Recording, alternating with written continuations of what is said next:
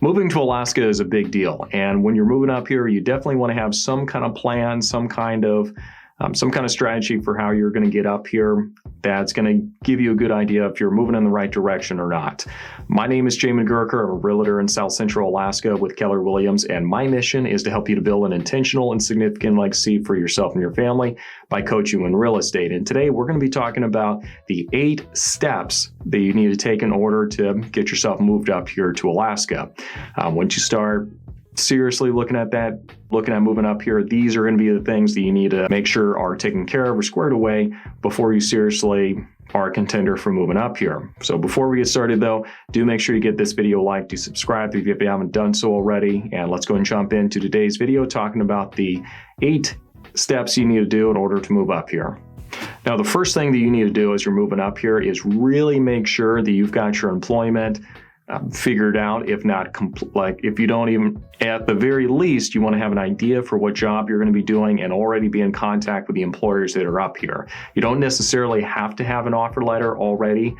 Just kind of depending on where you're at in your life at the time. It's going to be a lot easier once you actually get up here to get a job versus calling in from out of state, because a lot of local employers here have been burned before by hiring somebody out of state and then they end up not showing at all, or they get up here and they decide within a couple months, this isn't for me, and they're gone, and there goes all that time and effort the employer put into it. So you're going to have better luck getting a job once you're actually up here and you've been here for a little bit.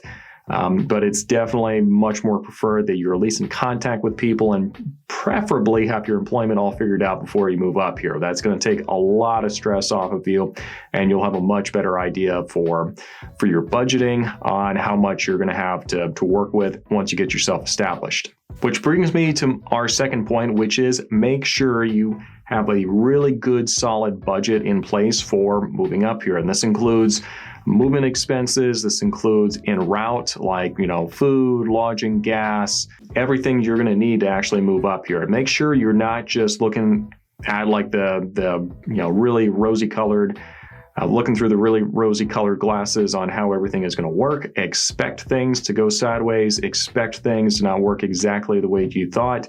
Expect them to be a little bit more expensive. If you have a budget where it is just razor tight, like the margin is just non-existent, then just know that's a much higher risk that this thing's not going to work out. So you need to have some kind of margin built into your budget and into your plans, just in case things don't quite work out exactly the way you thought they were going to work. After you've done that, now it's time to start moving on to number 3. And you can kind of switch the order of any number of these steps here. Number 3 is where you really want to start narrowing down where exactly you want to live.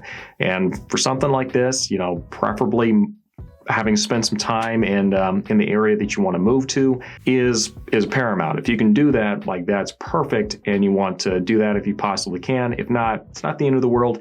Just make sure you research the area that you're wanting to move into, and make sure you're pretty comfortable with what it is that the vibe of the tribe is going to be like once you get there.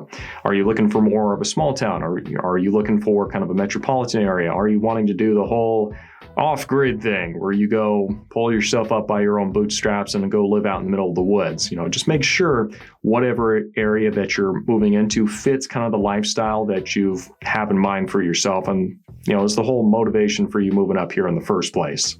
So number 4, the next big thing you need to decide for yourself is, are you going to be renting or are you going to be buying a place? I'm not always in favor of somebody purchasing a property. It doesn't always make sense. If you're planning on being here for a little while and you're wanting to put down some roots, by all means, buy a place. It makes perfect sense. People get into trouble though if they come, they buy something, they're only here for like 2, maybe 3 years tops, and they decide to bug out. I've made it work before where they went and purchased something, and then 3 months later they decided to move. And luckily we had such a strong real estate market that they actually ended up walking away with some cash instead of having to write an enormous check at closing, because it's not cheap selling a house. Okay. And if you have no equity in the place because you've only lived there for a couple of years, that can be a little problematic as far as the numbers, and you can expect to almost always to have to write a check at closing if you haven't been there for more than a couple of years at a very, very minimum. So that's one thing you really need to really decide for yourself. Are we looking at renting, or are we wanting to stay here long term? How much roots are we wanting to put down? And yeah, that's really going to help you make some good decisions moving forward. Yes, I know that there's all this stuff out there talking about how buying is so much cheaper than renting, blah, blah, blah, blah, blah. Not always, because here's the thing: when you're renting, you don't have to care about the toilet breaking or a piece of siding coming off the side of the building. You don't care about that stuff. You're renting, and the landlord's taking care of that stuff, and that stuff adds up. So short term, buying a house is more expensive. Long term, definitely the house is a better deal. So you just have to decide where you're at in life and how long you're going to be up here in Alaska. Let's take a break here real quick. For those of you who've been watching for a bit, you know that I host a podcast called the Alaskan Journey Podcast, where I interview people who have actually lived up here for a while and people who have recently moved up here. So we've got tips and insights from people on both ends of the spectrum.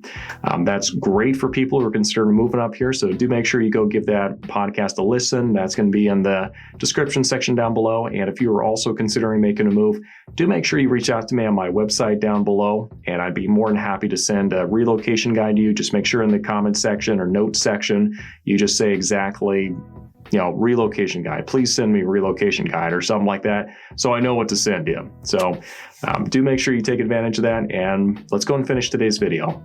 Now, after you've done all this, you're ready for step 5, which is you need to really make sure you know what time of year you want to be moving up here. There are pros and cons to whatever time of year you decide to move up here. For a lot of people, they kind of prefer moving up here in the summertime, and that's perfectly fine. Everybody's kind of moving up here during the summertime, so it's probably a little bit more competition. If you want to move up during the winter, that's fine too. But I mean, obviously the issue there is it's going to be a lot colder, a lot more difficult to get your stuff up here sometimes if you're taking it along the Alcan or some other route. So just all stuff for you to kind of think through as you're planning the logistics behind it. You can make any time of year work. It's just, whether or not the pros and cons balance out for you. Now, the 6th step of moving up here is really make sure that you're coordinating all the logistical aspects of whatever moving strategy you decide to use. And the big moving strategies you have for moving up here, there are 3. So you can either sell everything and have all your stuff down to a checked bag and a carry-on and just hop on a plane. That's easiest way to do it. For some people, it doesn't really work. And so we have option 2 and 3. So 2 is jump on the ferry. You take your U-Haul, all your worldly possessions, drive it on to the ferry, and take about 3-4 days getting up to South Central Alaska or wherever it is that you're going, and then just drive your car off the ferry at that point and go to wherever you're going. So that route's a little more expensive, and it's really on a first come, first served basis for people who are looking at utilizing it. So that's something you want to do. Calling them and getting yourself booked is more advantageous, so don't wait too long on that. The other option is taking the Alcan highway through Canada. For some people, it works great. And I've heard, kind of stories either way, especially on the podcast, of where it was really, really just a smooth process, and other people where it wasn't as smooth. So do make sure you kind of do your research ahead of time, and you just have all your logistics nailed down of what you need to do if you decide to take the Alcan. Now, the 7th step, if you haven't done this already, is to come up and visit in whatever area it is that you're planning on being here.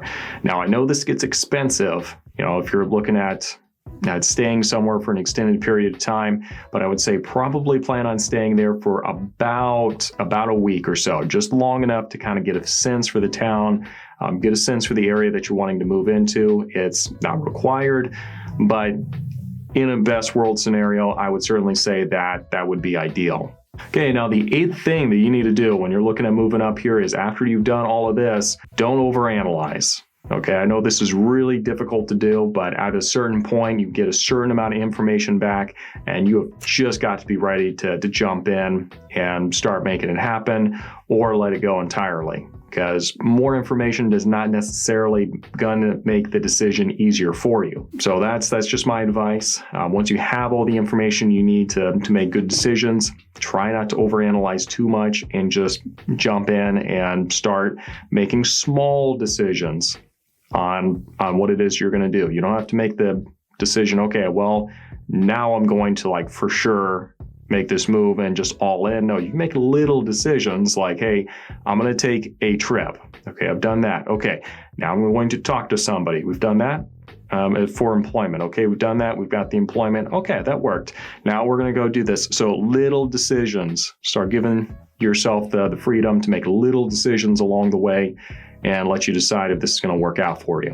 So I sure hope this has been useful for you. If it has, make sure you give this video a like, and we'll see you next time.